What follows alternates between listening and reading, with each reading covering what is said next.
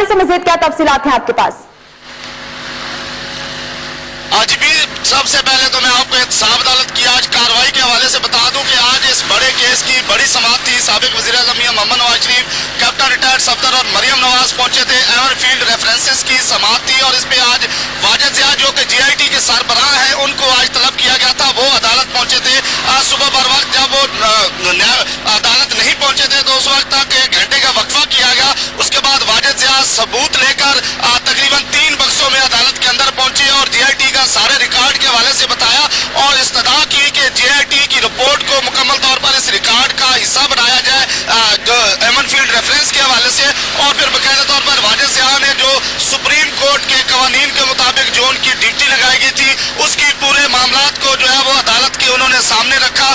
تو اس کے بعد جو ان کے سامنے جو امجد پرویز تھے میاں محمد نواز شریف کے وکیل, انہوں نے اعتراض اٹھایا اور کہا کہ آپ نے جو ڈاکومنٹیشن دی اس پہ انہوں نے بات کی. اس کے بعد اس کیس کی سماعت میں وقفہ کر دیا گیا تھا جبکہ میاں محمد نواز شریف بر وقت پہنچے تھے. مریم اورنگزیب اور دیگر وزراء بھی وہاں پہنچے تھے. میاں محمد نواز شریف احتساب عدالت سے باہر آئے اور انہوں نے گفتگو بھی کی جس میں انہوں نے کہا کہ ایک تو انہوں نے آج ہارس ٹریڈنگ پہ بات کی, دوسرا انہوں نے کہا کہ میرے کیس میں کچھ بھی نہیں ہے, 6 مہینے مکمل ہو چکے ہیں اور تقریباً اب میرا کیس اور آگے بڑھ رہا ہے. مزید انہوں نے اپنے کیس پہ بات کرتے ہوئے وہ وہاں سے روانہ ہو گئے. اس کے بعد اس کیس کی کارروائی چلتی رہی جبکہ اس کیس کی کارروائی تقریباً 3 بجے کے بعد مکمل ہوئی اور واجد ضیاء کا بیان جو ہے وہ مکمل ہوا اور اس پر آپ جرا کریں گے 13 تاریخ کو خواجہ حارث امجد پرویز نے آج اس کیس پہ دلائل دیے. تو اس بڑے کیس کی سماعت 15 مارچ تک کے لیے ملتوی کر دی گئی. جی بہت شکریہ ضمیر حسین ضمیر, نمائندہ اسلام آباد ہمارے ساتھ موجود تھے جو ہمیں تفصیلات سے اپڈیٹ کر رہے تھے.